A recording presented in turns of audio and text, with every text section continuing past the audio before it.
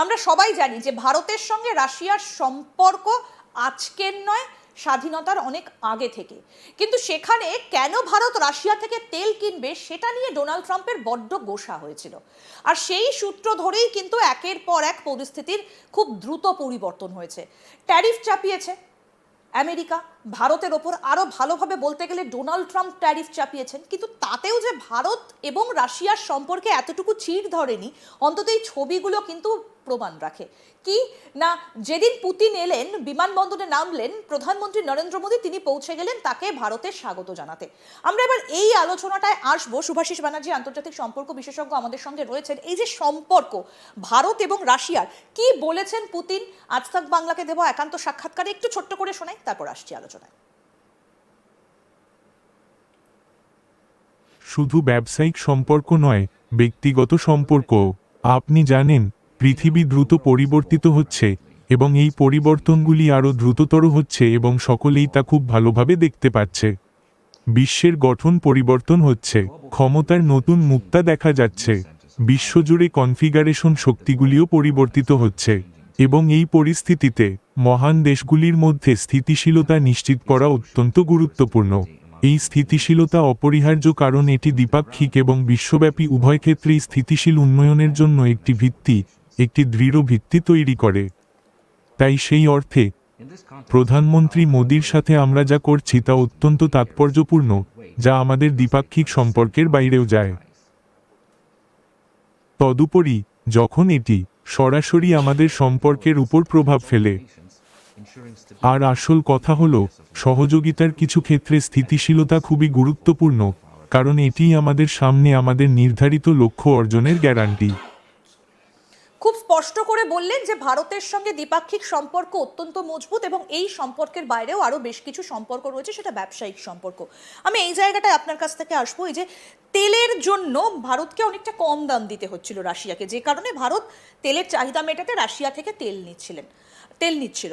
তো সেই জায়গায় দাঁড়িয়ে আমেরিকার এই যে গোসা হওয়াটা, তারপরেও সম্পর্কের সমীকরণের একটা স্পষ্ট বার্তা পুতিন এখানে দিয়ে রাখলেন। কোথাও কি এটা নিয়েই ট্রাম্পের আরো এই লাফালাফিটা বেড়ে যাবে? আমরা সবাই ছোট বড় 19-20 বিভিন্ন সম্পর্ক গড়েছি লাইফে। তুমি কি দেখেছো কোনোদিন কোনো ছেলেকে বা মেয়েকে যে স্কুল কলেজে গিয়ে প্রেম করতে গিয়ে খোঁজে কে সব থেকে বড় পাগল, তার সাথে প্রেম করবো, নাকি কে সব থেকে ভালো ছেলে বা মেয়ে তার সাথে প্রেম করবে, এটা খোঁজে? তো সুতরাং আন্তর্জাতিক সম্পর্কটা আলাদা খুব একটা কিছু না।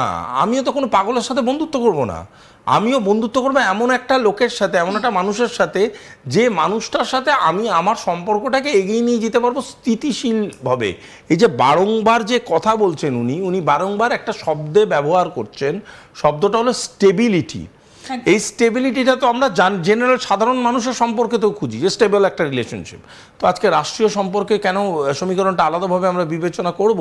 সেখানেও তো তারা স্টেবিলিটি খুঁজছে, সেখানেও তো দেখছে এমন একটা মানুষের থেকে আমি তেল কেন, বিভিন্ন আজকে তেল, নিউক্লিয়ার এনার্জি, টেকনোলজিক্যাল অ্যামালগামেশন, বিভিন্ন রকম কালচারাল অসমোসিস, এই গোটা বিষয় নিয়ে আলোচনা করছে ভারত রাশিয়া। কেন? বিগার পাওয়ার হিসাবে, বিগার সিন্ডিকেট হিসাবে গ্রো করার জন্য। সেখানে কে পাগল ছাগল কী বললো তাতে কী যায় আসে? পয়েন্টটা খুব সিম্পল। দেখুন, চেয়ারে কেউ বসে গেছে মানেই তাকে আমাকে রেসপেক্ট করতে হবে, আমি অন্তত ব্যক্তিগতভাবে এটা মনে করি না।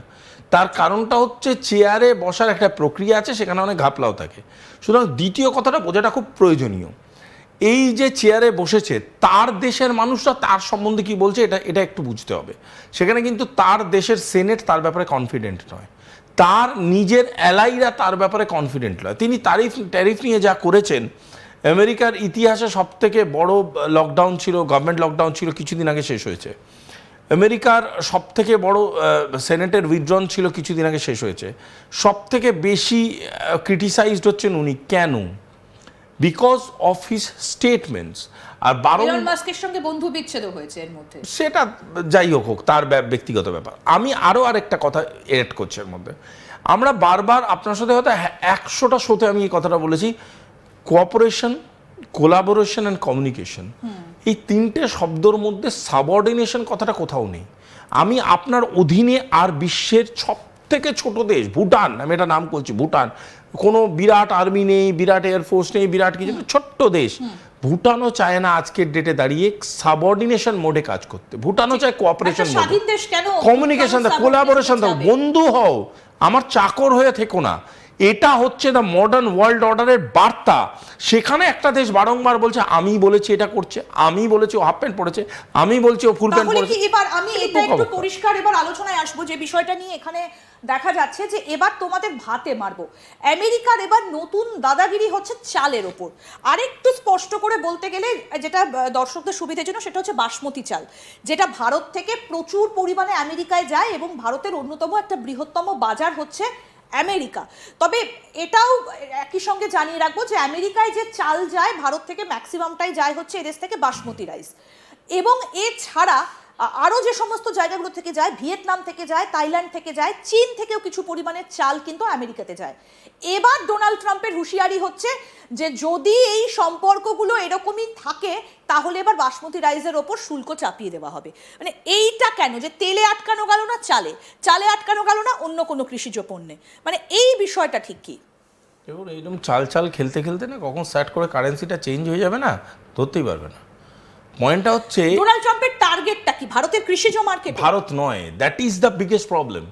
ডোনাল্ড ট্রাম্পের টার্গেট হচ্ছে এশিয়ার ইকোনমিকে কন্ট্রোল করা।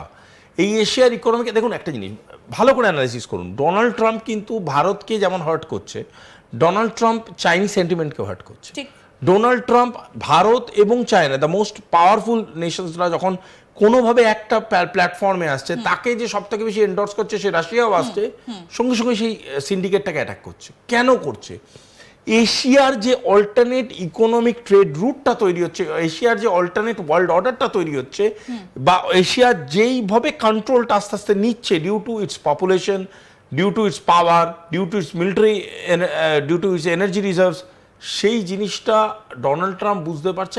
আগামীর আমেরিকার যে একটা, আমেরিকা যে সবাইকে একটা মানে কি বলবো একটা কন্ট্রোলে রেখে চালাতো, সেই মোডটা ধাক্কা দেবে মানে ধূলিসাৎ করে দেবে। সেই ধূলিসাৎ হওয়ার ভয়েতে বারংবার চেষ্টা করছে যে এশিয়ার মধ্যে নানান রকম কনফ্লিক্ট লাগানোর। আমি একটা খুব রিসেন্ট এক্সাম্পল দিচ্ছি, খুব লক্ষ্য করে যদি দেখবেন হঠাৎ করে তাইওয়ান ইস্যুটা খুব বাড়ছে, জাপানের সাথে চায়নার একটা যুদ্ধ লাগাবার চেষ্টা করা হচ্ছে এবং তাতিয়ে দিচ্ছে ম্যাটারটাকে। বারংবার জাপানের পাশে দাঁড়াচ্ছে কে? আমেরিকা।